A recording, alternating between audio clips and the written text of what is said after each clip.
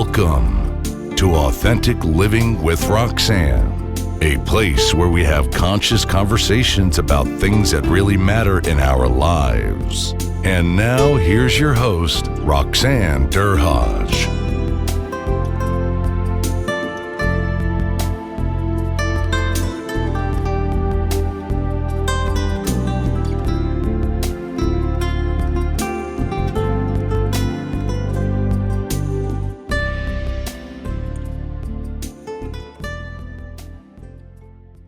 Hi everyone, it's Roxanne Derhodge. Thanks for tuning in again today.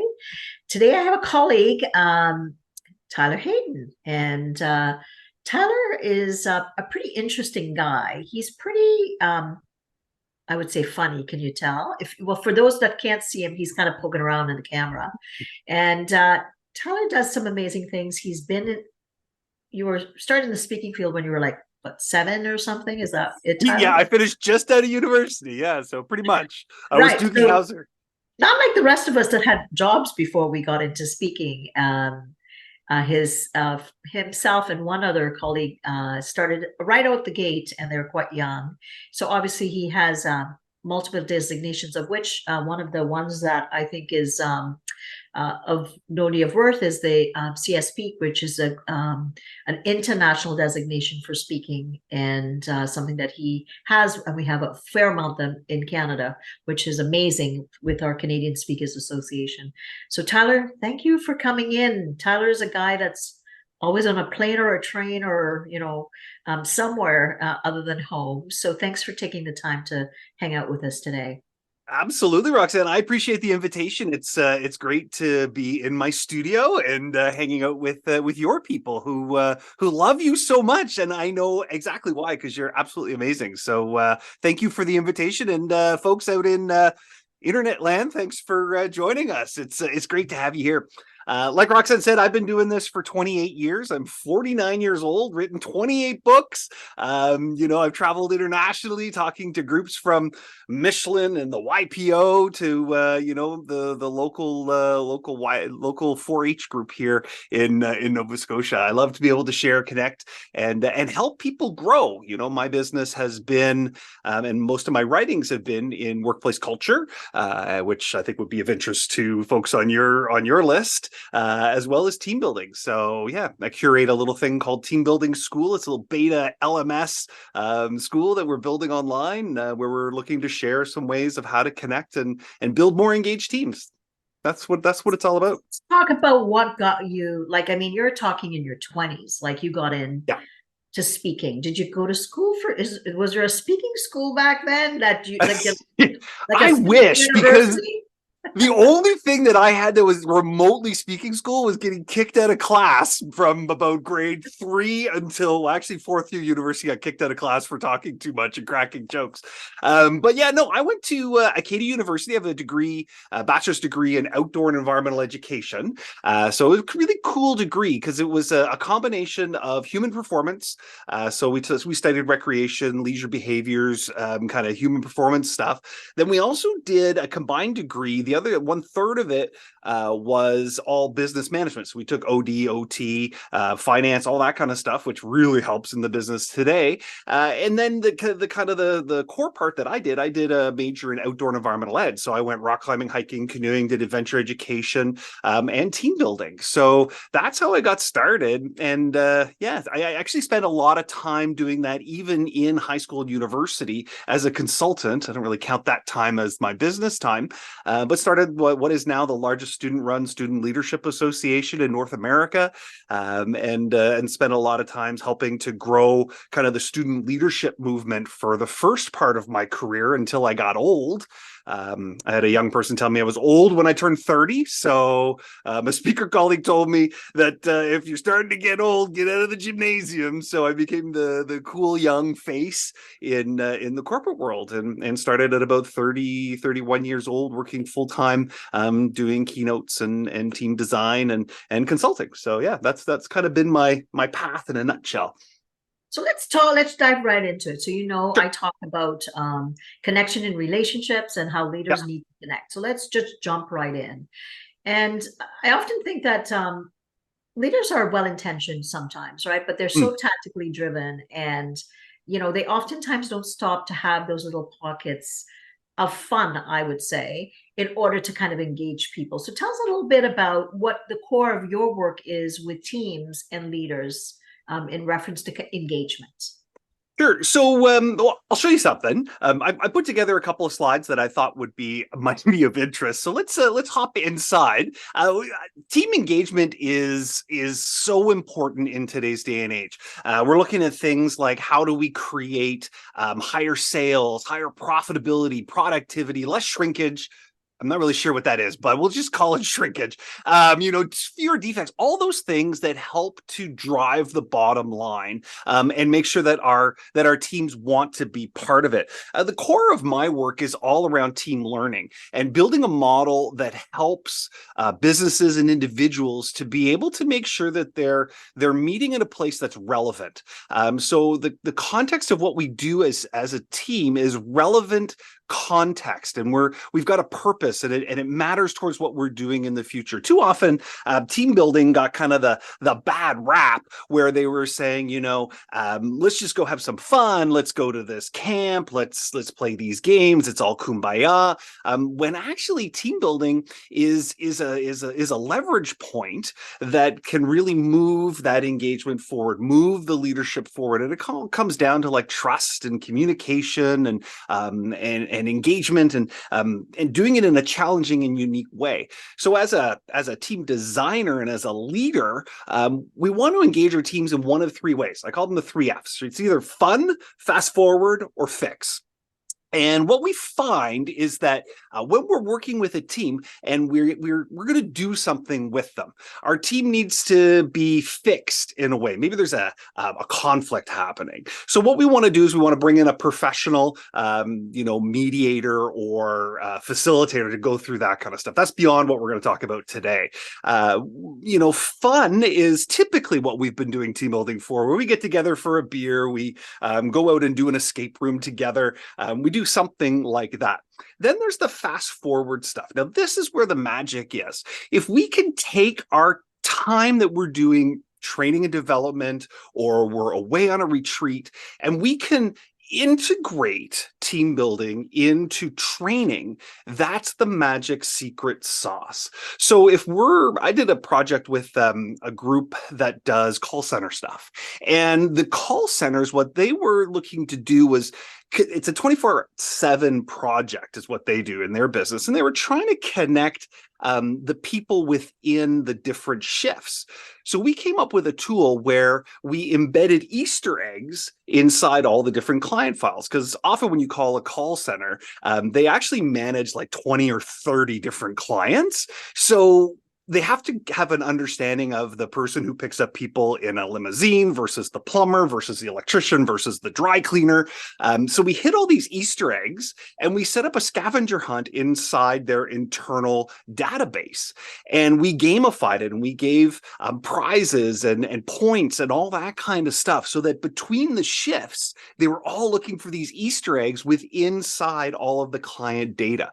So they're fast forwarding in that they're learning new business skills, but on top of that, they're doing some of that cohesion, that engagement, that content-driven kind of, thing that's going to give them that stickiness to the business. Because that's what it's all about. It's about how do we create that stickiness as a leader so that people want to hang out, they want to stay around, and we're not out trying to hire new people all the time.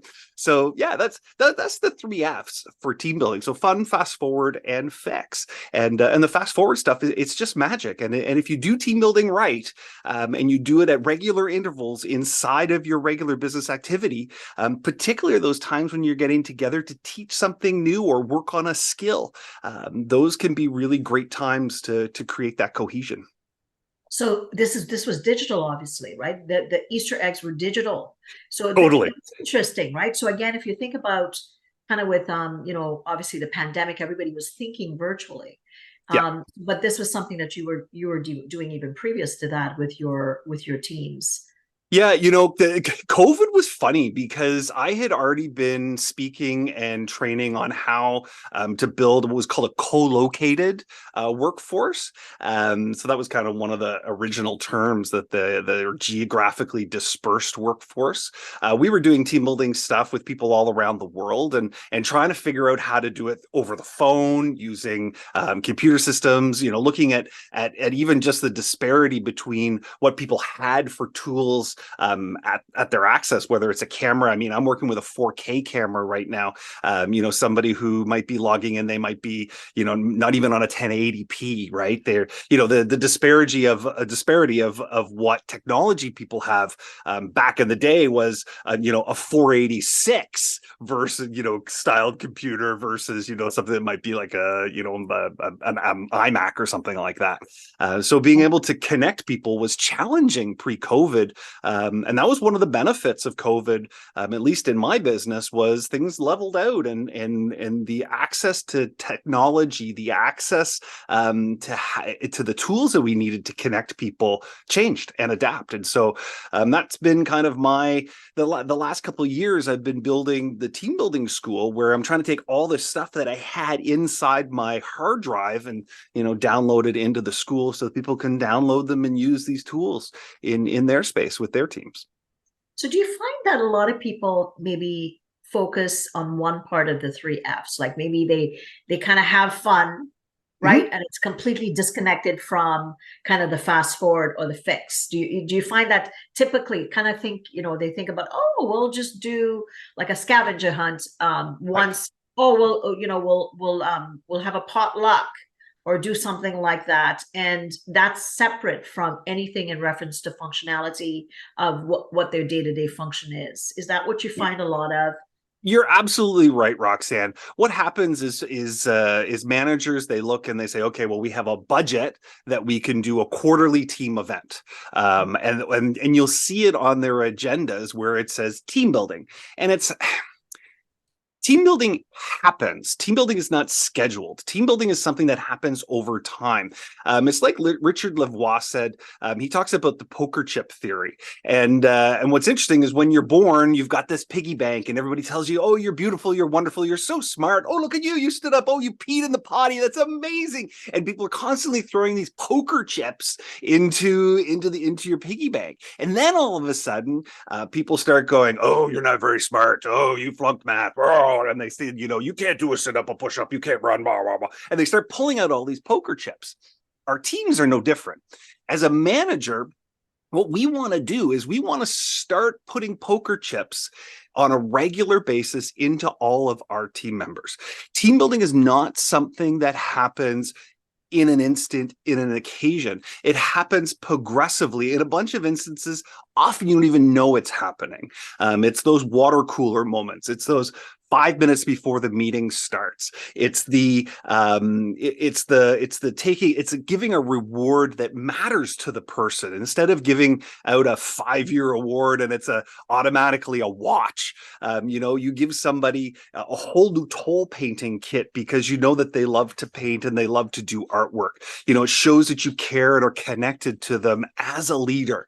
That's how team building is done. That is how we do it in an incremental way, and we can plan for it. We can plan to add those poker chips in a logical way if we're conscious of it as the leader. So clearly, it makes sense, and I mean, obviously, when you're building trust, you don't go from there is no trust to wow, there's trust, right? Yeah. So it's obviously, I would say, a living entity when you work with teams. So if someone's listening and they're thinking, I don't know about this thing, Mr. Tyler Hayden, like you're wanting me to do what with who? Like, first of all, I don't have the time, and the more time I give them, the more they want. And there's all my complainers on the team and nobody's going to play along. And, I'm going to probably have poison darts thrown at me, figuratively speaking, when I'm, leaving. Hopefully.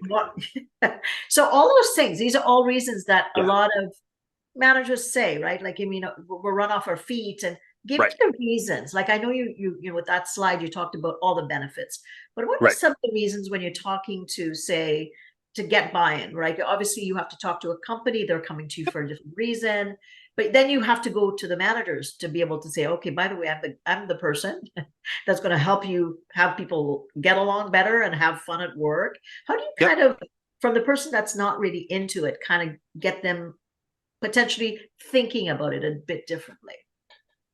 So oftentimes it's a matter of dollars and cents. So for the bean counters, I go through stats like the US finds there's $40 billion, that's B with a billion, dollars worth of absenteeism every year as a result of disengagement. And let's not even talk about the number of presentism is. Motorola talks about how for every dollar it invests, it returns $30 back in training and development. So those are some of like the numbers you can throw around. But honestly, when I sit down, I sit down with managers and what we realize is that every time they've done team building, it's been done wrong. Right. And there's a lot of great models out there for team building. And we talk about, storming, norming, forming, perform, and we've heard all of those models. But what I've learned is that it's about team learning, not just about team building. So it's about how teams learn. And if you pause and think about school for a moment, there were courses that you took that you did really well in. For me, what was your favorite course, Roxanne? What was your favorite course in school? Geography. Okay, so you're a very naturalistic thinker. I bet you do really well with processes. I bet you care about culture. I bet you care about people. Those are things that are of interest to you. Is that correct? Yes, absolutely. Yeah, absolutely. And what happens is everybody has a kind of a way in which they like to learn. And we've heard about, there's kinesthetic learners or there's visual learners. We've heard about those things, right? There's actually 8. Well, there's more than 8, but Howard Gardner, a Harvard professor, he came up with 8 different learning modalities that help to frame how kids like to learn. Like, here, check them out. So, because I made a slide for that one too for you, Roxanne. We've got 8 different learning modalities. There's interpersonal, intrapersonal, linguistic, naturalistic, body kinesthetic, logical mathematical, visual spatial, and musical. And I fall into kinesthetic intelligence. And I love to do things. I love to work with my hands. I love to do that kind of stuff. I'm also linguistic. I've written 28 books and I love to crack jokes. Humor is my thing. But if you and I were doing team building activities, you would look for something differently than I would. And what team builders or team facilitators have been doing for years that's wrong is they've been coming in and saying, oh, we've got this amazing event. It is we're going to do an axe throwing competition. They're going to love it. We have great results with it. And they do it, but they do it with a group of people who might be maybe like early childhood educators, right? Wrong activity. Like, it's the wrong one because it doesn't align with the intelligences that it takes to succeed in that job as an early childhood educator. So I was doing a session in Florida, and one of the project managers was in the room, said, you know what, Tyler, team building is junk. I have a group of engineers. They hate it. They never want to do it. And she said, I don't know how to engage them. And I said, well, try the game of commonalities. Commonalities is an activity where all she had to do was set the engineers up in small groups and say, you have 2 minutes to come up with as many commonalities with the people in your small group as you can. They can't be things that we can see about you, like we all have hair, which some of them probably didn't. They were probably bald. But she said, you have to come up with many commonalities of stuff we can't see. Like, we've all traveled overseas. We all drive a pickup truck. We all have we have a Netflix account, whatever it is. And whoever can come up with the most number will be declared the winner. And whoever has the most obscure will get second place. They loved it. She wrote me a message the next day saying they loved it. And the reason they loved it is because they're mathematical, logical learners who are also linguistic. So they want to be able to measure what it is that they did. They want to know clearly who the winner and who the loser was. They wanted to be able to compete in a logical way. They could make that list. The rules were clear. Like, setting up the activity for them was the most important part, and aligning that activity to that style of learner. That's what I talked about in my book, The Business That Cared. And the multiple intelligences is the secret sauce. It is the magic that allows us to be able to reach people, because it's not team building, it's team learning. And when we take away that idea that we're building something, building that's sweaty. I mean, I've built houses and renovated like 200-year-old. How do you sweat, right? But when you're learning, you can engage, you can lean in, you can process, you could do all those things. That it's a lot easier for people to lean in and enjoy what it is that you're doing. Well, I love that, because ultimately, right, like I think in business we do the SWOT analysis, we look at the metrics, all that stuff. But what I love about what you're talking about is that you're actually looking at capabilities or abilities that attract people to certain things, right? So I'm a psychologist, right? So certain things, you're not going to give me any numbers, because I'm going to go, excuse me. Right? Yeah, you'd be like, time out, that doesn't matter. Exactly. Right? But if you give me anything that's intuitive or problem solving or seeing the nuances embedded in something, I'm all in. Like I'm 150%. So what I hear you saying, which I love actually, is that when you go into an environment, then are you doing an assessment of the types of positions that people are doing for teams, or is it what if you have a cross-functional team then? That's the other thing that's interesting when you're doing team building as well. Yeah. Yeah, of course. So in the book we cover that, and we have a tool. So there's a tool we call it the MIQ fingerprint. So what we can do is we can do an MI test, so multiple intelligence test, MIQ, and we can figure out what is the general, what are your top 3 learning modalities? What are your top 3 learning intelligences? I'm a kinesthetic learner, I'm a visual learner, and I'm a linguistic learner. We take my 3, we do a scatter graph with everybody on the team and what their top 3 is. And what we'll find is that there's commonalities of a top 3. So while you might have a high musical intelligence, but nobody else does, well, in our team, we're not going to do anything with musical because it's only just one thing, but you do share linguistic with the team. So we want to make sure there's a linguistic part to the team building that we're doing. So we find that magic fingerprint that is very unique. And that's that Warren Bennis kind of stuff of what makes great groups, right? Where there's a synchronicity, there's that magic between people that Oppenheimer had, that Bill Clinton had, that in their teams, that we're able to figure out what the magic kind of formula is for reaching that team. Now, we don't always have the benefit of being able to use the tool to be able to find out about the team. I do programs for upwards of 8,000 people, so it's hard to do and calculate the data all at one time. But if we're doing an executive team that might be, say, 10 people, it's easy to implement. But what we can do is we can look at job functions. So Howard Gardner did a really good job of assessing where kids with those intelligences should go based on their modalities. So if you have a kinesthetic child, they might do well as a dancer, a police officer, a firefighter, a construction worker, stuff like that. So if I'm working with a group of firefighters, I know that whatever I'm going to do, it needs to be kinesthetic, right? Because they are doers. They are with their hands as part of their job roles. So we'll look at the roles and what's required to be successful in those roles and make some inferences of what types of team building we should provide. And then there's the cultural aspect. Though, Tyler, like what amazing, right? Right, because if you think about it, and you're going in and you're going to do the thing like that everybody's done before, people are going to go, oh, do I have to show up at this thing, right? And do I have to participate? And what's he going to make me do that I don't want to do, right? Yeah. So I was doing a thing for ExxonMobil, a group of oil and gas people, and it was a customer service center within ExxonMobil, and one of the feedback pieces was, I can't believe that was 2.5 hours. I can't believe we did that for 2.5 hours. It's Mikkel Csikszentmihalyi talks about flow. You know flow. I'm sure you flow theory and how you kind of lose track of what it is that you're doing.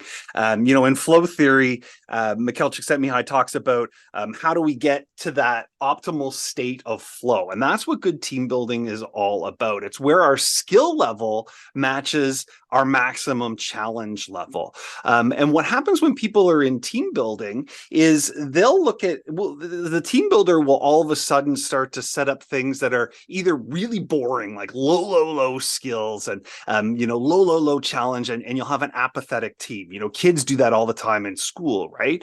Or all of a sudden, you get dumped into this activity that's really highly challenging, low skill levels. And next thing you know, you're an anxious mess. Right.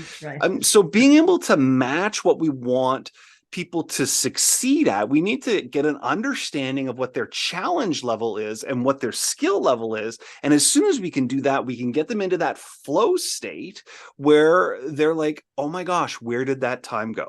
It's like a rock climber climbing up a pitch. All of a sudden they're at the top and they're like, where did the time go? Or you're driving down the road and we all have this high level of expertise, except when we're on the 401, we have this high level of expertise, and the challenge is just right. And all of a sudden we're at our destination and we don't remember the moments in between. That's flow. And that's what we attempt to do inside of team building. It doesn't work all the time. I mean, not an exact science, but I can't believe people haven't been doing this for years. Like, I'm going to be honest with you, Roxanne. I'm not the smartest guy in the world. Like, I'm not a rocket scientist. I have a degree in recreation management. I did not graduate top of my class, but to me, it's simple, right? It's simple in that we're reaching to what moves people. It's like judo. Instead of stopping the punch, we move the punch beyond us. We're saying, okay, how do you want to get there? Okay, perfect. This is the route, right? As opposed to trying to stop you and move you over this way so Absolutely. that you're going the way I want keto, you. When I did a keto, I'm pretty small. And my instructor obviously was, he was a police officer, big guy. And when I learned my stuff, and then I did it with two big guys, and then seconds, of course, they'd be down. Then you'd think, right? The outcome was I took it because I wanted self-defense. But the fact is, you're so right, when you're in flow and you learn what is necessary to move you along, and then all of a sudden I'm like, oh my God, I just took down 2 6'3" guys, that are triple my weight kind of thing. And I'm like, wow, it's amazing when you finally, like you said, figuring out the way to learn and what's the best way to get that person there. I think you're right. It's simple, but not easy, because you have to think a different way. Right. Absolutely. And I also know now, as a 6'5", 240-pound man, I'm going to need to be really careful when I'm around you. That's what I've learned all of a sudden. Watch it when I see it. Quebec City at the, I'm trying to brush out on my skills. Now let's talk about some of the realities of, C-suite, or people that are thinking and that could reach out to you, and I would love them to do that, or interested. Let's talk about, look, people have been through a lot. There's been, obviously we know what the economy is doing. There's been a lot of, downsizing, right sizing, blending, all that stuff, right? Yeah. And a lot of managers have not done, or senior teams haven't done well sometimes with how they lead. Yeah. And then they think, oh my God, I want to start doing this thing. I want to build trust. I want to build transparency. I want to start to do recognition. But you're coming in, and I'm sure you've dealt with environments like this, and you're like, oh boy, there's some reparative stuff that has to get done. How do you approach those kind of scenarios with senior teams? Yeah. So if you're working in a senior team, and you know what, it's a challenging time. And I've been in the speaking business for, as I said, 28 years. I've seen the economic downturns already a couple times. And the leaders in the C-suite that I've seen really succeed are the ones that go back down to the basics. So they figure out what they need to do, how they need to communicate with their teams. I'm going to show you something else, because it's ironic. You're asking me a lot of questions that I have slides for. I'm not sure, because we did not plan this. We just said we're having a conversation, and I'm like, I think I know what Roxanne's going to want to hear about. So, and that's my job, I guess, as a consultant. So, what's really important is how do we take our team through what I call the team swell. So this is built off of a model that's inspired by that good educational paths have a beginning and a middle and end, just like a corporate cycle has a beginning, middle, and end. The adventure wave theory is about growing our teams in a progressive wave. The idea of flow theory, where challenge and skills and motivations matter. So when I work and coach C-suite people, what I really get them to focus on is let's look for the low-hanging fruit right away. Let's close that timeline of how we communicate and work with our teams. Let's not look at it as an annual basis. Let's not look at it a quarterly basis. Let's look at it a month or a week basis. And what can we do inside of the team swell? So in the beginning, how are we orienting people? How are we challenging them? How are we motivating them? How are we applying the skill sets that are required in order to be successful in any of the projects that they're doing? Because team building, as we said, can be fun, fast forward, or fix. So what are we doing every day? How can we gamify it? How can we make it interesting? How can we support them and motivate them, reward and recognize, do all of those things? And as we start to do a good job at that, the production effort starts to increase a little bit, and the engagement starts to increase a little bit. And what we need to then do is, when we realize that we're just starting to curve over top of that engagement and that production curve, is we need to celebrate what we've accomplished. Now, here's the trick, is when we celebrate what we've accomplished, we can head back into another swell stage where we orient what we're going to do next. It's like building blocks. It's like Lego. We're just going to keep building on top of one another. And it's done in small incremental ways. As we talked about at the beginning, it's about the little things that we do as a leader, setting up the right challenges, making sure that they're unique, building communication, trust, and collaboration in progressive levels, like Richard Lavoie with the poker chips. It's those things, making sure that the tasks and jobs that we're asking people to do are engaging for those individual learners inside of our workforce. You know, when we start to shift that paradigm of employees to learners, we start to see how we can utilize their skills that little bit differently, just that little bit differently. So the counter side of that is, that's fantastic. Yeah. But I'm going to say that sometimes you're going to run into managers that don't have some skills to deliver what you're suggesting, right? Like they're not so good at engagement, or they're not so good at really dropping down into really their space to understand. Kind of stuff I talk about is dropping down into understanding where you're at when you're stressed. You know, when you have the deadlines and we're missing deadlines and people are needing something, you have to be able to meet individuals where they are. But that's ultimately starts with you as the manager, the leader, to be able to create the space for all these amazing things to happen. Yes. So as part of your training, are you kind of looking at the subset of skills with the managers to see if they can deliver these things? Of course, it's the authenticity, and you might download that to somebody else within your team to manage the engagement-y kind of stuff. You know, it works the same for you. You're an employee as well, right? You're part of that team as well. And if you're not living your best skill set, then you're not going to engage your team in the way that you might want to engage them to their highest peak performance. So if you're looking at your skill set and what your learning modalities are, we'll start to use your learning modalities to connect with theirs. Where do you sit in the same spot? Like, we're all mathematical logicals. Okay, well, how am I going to, I'm going to engage my team through the numbers, right? So we're going to come up with a way of managing our success by looking at metrics, right?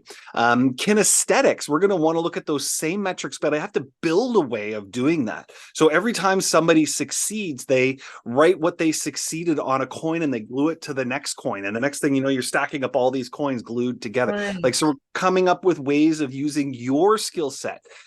I always tell the leaders that I work with, you know, don't try to do what I do, because what I do is what I do. Right? And that's my skill set, right? Use what you have, use your special talents in order to engage folks, and do it in a way where you're engaging them where they're at. That's the key, right? So it's like a two-sided coin to some degree. Like, if I internally know what kind of leader I am, and I'm phenomenal at certain things and I'm not so good at other things, and there's alignment too, right? So if I'm a lot like you, Tyler, I'm going to engage with you more because it's easier to flow with you. But if I'm diametrically opposed to you, I'll be like, oh boy, here he comes. I'm going to stay away from him. So it's really the same things that I talk about in my book, which is ROR, which is really getting that deep sense of who am I? How do I communicate? How am I transparent? How do I make decisions? And how do I like to be recognized? Does not mean that that's how everybody else needs to be recognized. And really starting from that point, then you're able to kind of, kind of create that radius of connection around you. Yeah, right? I mean, think about so I think about the interpersonal versus the intrapersonal. The intrapersonal person likes to, sit in their cave. They like to, look at the cause and effect. They love to, they love to think deeply about why. Like they love to go and research the answer to the question why, and then they'll tell you the answer, and it's 9 times out of 10 it's correct because they've done the depth of reading. The interpersonal person is about collaborating with everybody. They want to be on stage. They want to ask questions. They want to present. They want all that kind of stuff. If you're given a reward to an interpersonal person, it's absolutely okay to stand them up in front of the group and say, hey, congratulations, you were absolutely amazing. Here's your award, hang a thing around their neck, big shiny medal. But if you do the same thing to an intrapersonal person, they're never going to do whatever you're rewarding them for ever again. Like it's over, like it's done. Right. So, and honor yourself with the same piece of wisdom that, be where you are and acknowledge where you are and connect with people where they are. That's what it's about. And having been a manager in multiple roles, because some of us had jobs before we started to do this thing. I've heard of these things. I don't really know what they are. It's called JOBS. But, what I learned was that I was like, there's certain things that I was really, really good at.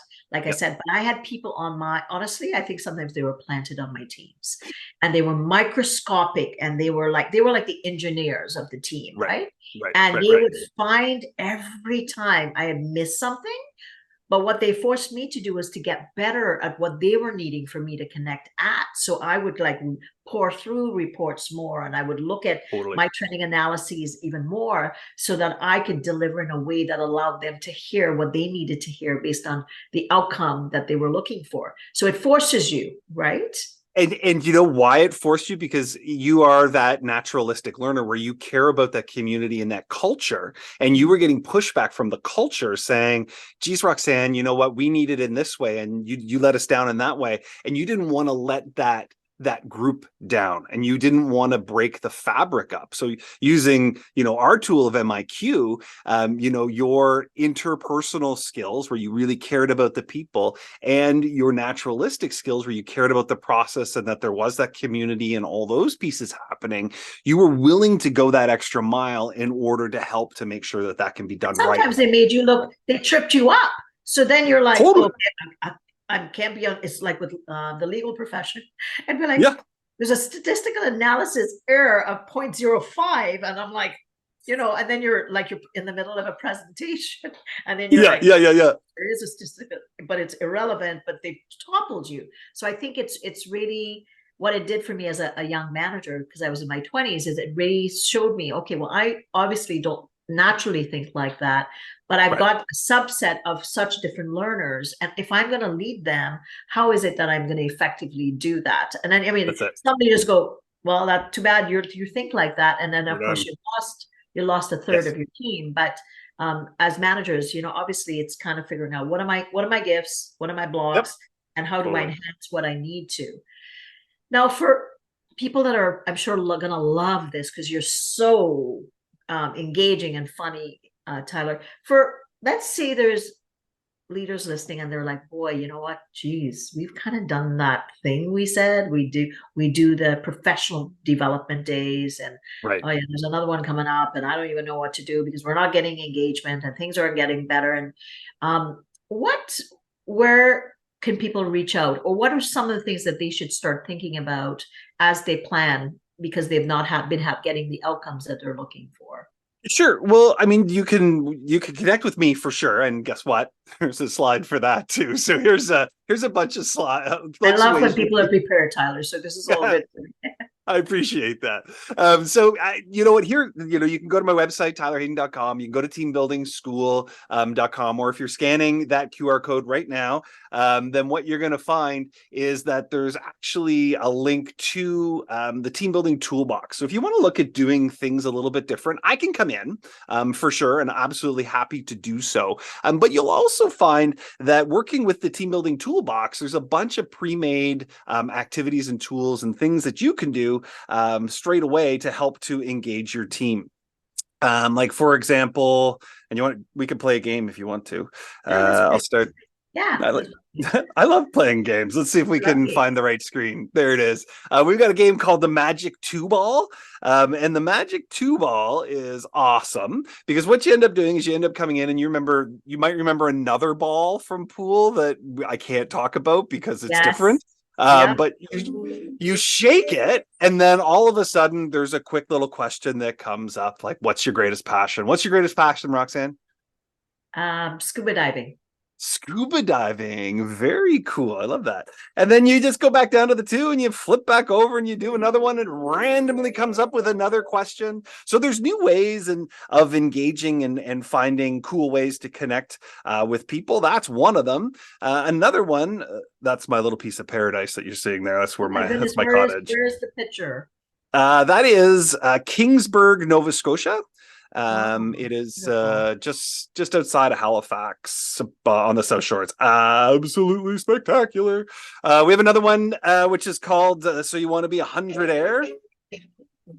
Okay. And you might recognize that game too, where you might get a few more dollars than $100, but you can go through and you can play the same style of questions. And these are all templates that you can use in order to level up the kind of activities that you want to do with your team. So we've got some pre-made things that you can use. You can pick up, I've got a couple different books. We've got Virtually Engaged, if you're doing virtual engagement activities. This goes through some of the theories of things we talked about, as well as has a little bit of a Rolodex inside where you can check out some different activities that are simple and easy. They've got kind of a recipe of how to do it. We've got a tool inside the team building school that's a huge database that you can actually filter based on the types of intelligences and find reward recognition, debrief, energizers, team buildings. We're adding to that all the time. There's about 130 things in there right now. We're going to add some more. And then we've got the Business of Caring About People. It's got a bunch of other activities. So yeah, reach out. I mean, if you want to just chat and have some conversations, I'm happy to kind of give you some ideas and shoot me an email. So you can do that right off tylerhayden.com. Amazing. I love it. And like you said, I like the fun, and that's what I'm taking away, fun and fast forward. And I love the fact that you can cue those together, because if I am having fun associated with learning something, and then I think of this in reference to vision and strategy, then all of a sudden I'm having fun and I'm already thinking about the business, and really I'm in it already. So I'm already learning something different while associating fun with doing something that impacts the business, which I think is fantastic. And you want to know a funny thing, Roxanne? 80% of what you learn when you're having fun. 80%. So if you had a subject in school that you hated, like me in math, I hated it so much, I took it in summer school. Like, I hated it that much, right? I took it in the summertime. That's how much I hated it. But and I did poorly as a result. So, let's find a way. You're absolutely right. Let's make it fun. Let's make it exciting. Let's connect people in a professional way that matters to them. Well, I can see how people want to hang out with you, because you're this has been amazing. So much fun. Tyler, thanks so much again for your time. For others, thanks for hanging out with me again. I just released my new book, ROR, Return on Relationships. If you want to know about where you are in reference to relationships, either at home or at work, just go to roxannedurhodge.com/quiz. You'll get a really nice mini quiz with some recommendations, and you can follow up with me if you're needing more. So again, Tyler, thanks so much. And for everyone, we'll check you next week, and look forward to hanging out with you again then. Take care. Bye for now. Bye. Thanks for tuning in to Authentic Living with Roxanne, creating the space for positive, healthy change. Roxanne is a keynote speaker, psychotherapist, and coach. To work with Roxanne, visit roxannederhage.com/blueprint. We'll see you next time on Authentic Living with Roxanne.